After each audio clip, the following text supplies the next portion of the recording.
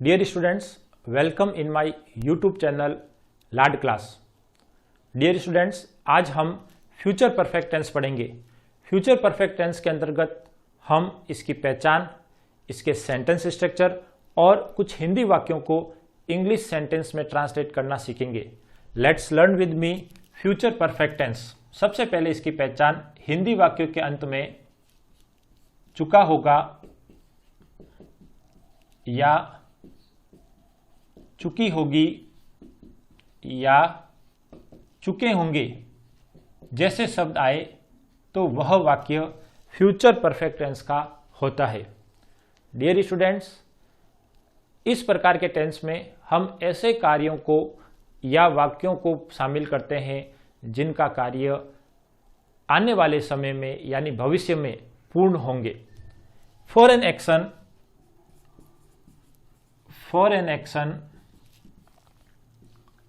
which completed in future, यानी एक कार्य जो भविष्य में यानी आने वाले समय में कंप्लीट हो, उस स्थिति में हम फ्यूचर परफेक्ट टेंस का इस्तेमाल करते हैं। जैसे मैं अगले महीने तक एक किताब लिख चुका हूँगा।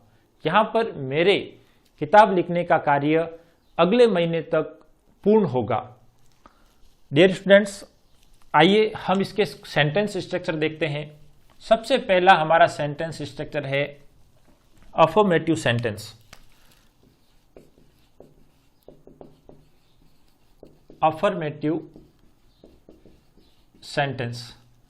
अफर्मेटिव सेंटेंस में सबसे पहले सब्जेक्ट, फिर हेल्पिंग वर्ब विल या शैल, उसके बाद इसके साथ हम हैव लगाते हैं, वर्ब की थर्ड फॉर्म और object. Dear students, will shall के साथ आपको हैव लगाना है। एक हिंदी वाक्य में लिखता हूं, मैं अगले महीने तक एक किताब लिख चुका होऊंगा। यानी मेरा किताब लिखने का कार्य अगले महीने यानी भविष्य में पूर्ण हो चुका होगा। तो सबसे पहले सब्जेक्ट आई के साथ शैल, हैव लिखना यानी राइट, इसकी थर्ड फॉर्म होती है रिटन ए बुक, अगले महीने। और यहाँ डियर स्टूडेंट्स आप देखें, समय के साथ एक तक शब्द जुड़ा है। इसके लिए हम इंग्लिश में शब्द काम में लेंगे बाई, यानी यहाँ पर बाई का अर्थ होगा तक। बाई अगले महीने, नेक्स्ट मंथ। डियर स्टूडेंट्स, इस प्रकार आप बहुत सारे अफर्मेटिव सेंटेंस लिखकर इसकी इंग्लिश ट्रांसलेशन कर सकते हैं। अगला हमारा सेंटेंस स्ट्रक्चर है नेगेटिव सेंटेंस।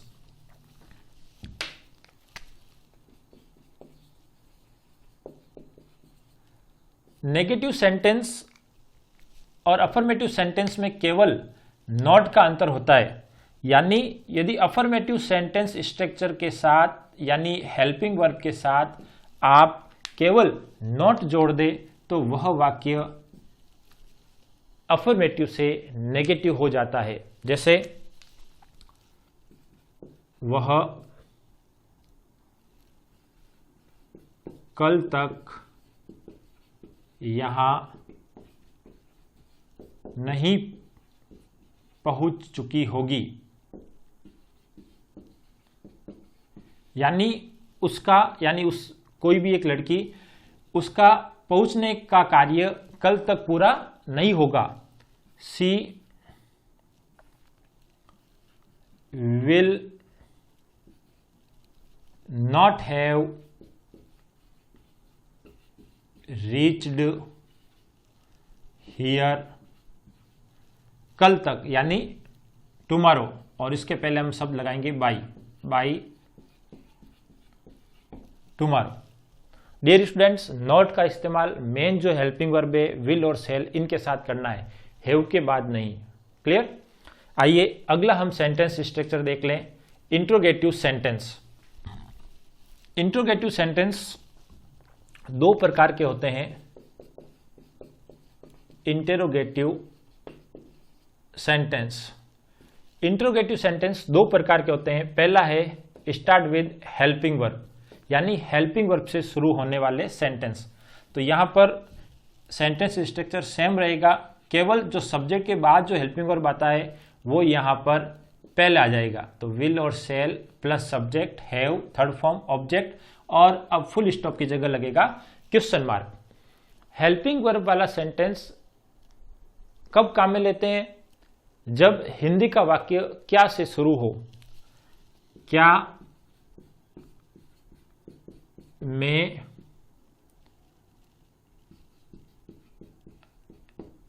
अगले महीने तक एक किताब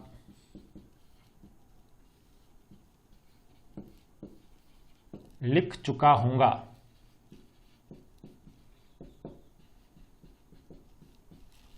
क्वेश्चन मार्क। तो सबसे पहले क्या है, तो हेल्पिंग वर्ब अपना है विल या सेल। तो आई के साथ हम यूज करेंगे shall, I, have, then verb की third form return a book by next week. Dear students, जब हेल्पिंग वर्ब से सेंटेंस शुरू होता है तो इसका आंसर यस या नो में।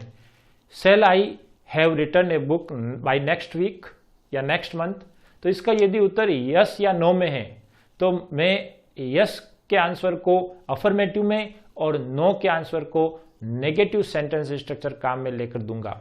जैसे यहां पर मैं लिख चुका हूंगा, अगले महीने तक मुझे पता है, तो मैं इसके लिए आंसर दूंगा yes, I shall have return the book by next week. Clear.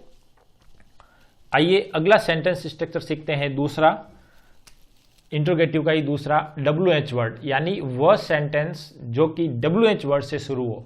तो डियर स्टूडेंट्स, यहां पर केवल WH वर्ड आगे जोड़ना है और आपका सेंटेंस स्ट्रक्चर WH वर्ड वाला बन जाएगा। इसको हम इंफॉर्मेटिव सेंटेंस स्ट्रक्चर भी कहेंगे। क्यों कहेंगे?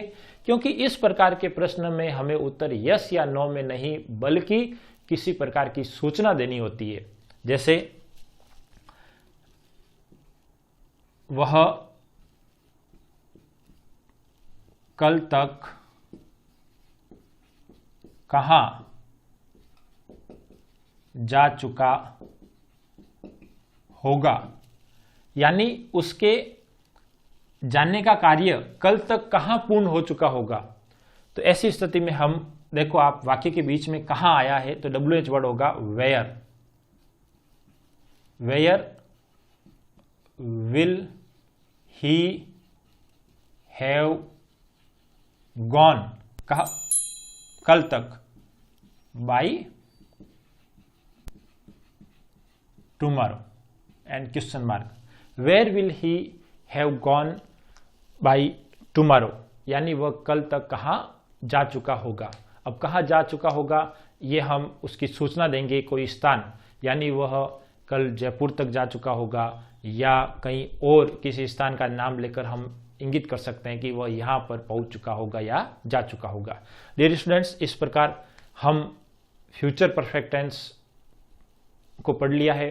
इसका एक और सेंटेंस स्ट्रक्चर होता है इंट्रोगेटिव नेगेटिव। उसमें और इंट्रोगेटिव में अंतर यही है कि केवल आपको हेल्पिंग वर्ब के साथ नॉट लगानी है। क्लियर। डियर स्टूडेंट्स, आइए कुछ वाक्य हम इसको करके देखते हैं जो कि फ्यूचर परफेक्ट टेंस से संबंधित है। 2-3 वाक्य करते हैं, फिर आप अपनी घर पर प्रैक्टिस करें। पहला है वह कल तक यह कार्य पूरा कर चुका होगा। दूसरा, क्या राम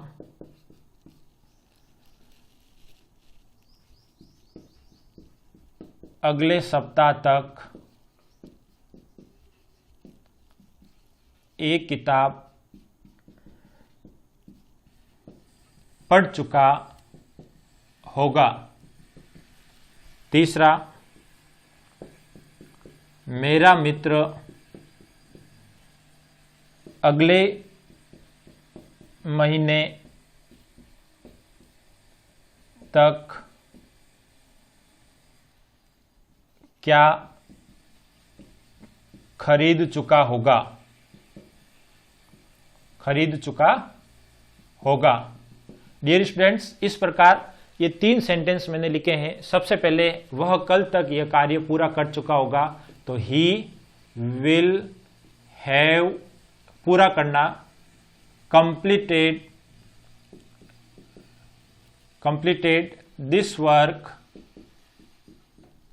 कल तक, बाई टुमारो। क्या राम अगले सप्ताह तक एक किताब पढ़ चुका होगा, तो इसके लिए हम क्या से शुरुआत है, हेल्पिंग वर्ब राम के लिए, will Ram have read a book अगले सप्ताह तक, बाई नेक्स्ट वीक, और क्वेश्चन मार्क। डियर स्टूडेंट्स, इसमें क्वेश्चन मार्क आएगा। मेरा मित्र अगले महीने तक क्या खरीद चुका होगा, तो क्या शब्द बीच में आया है, तो सबसे पहले हम WH वर्ड लगाएंगे। What will my friend have bought, खरीदना,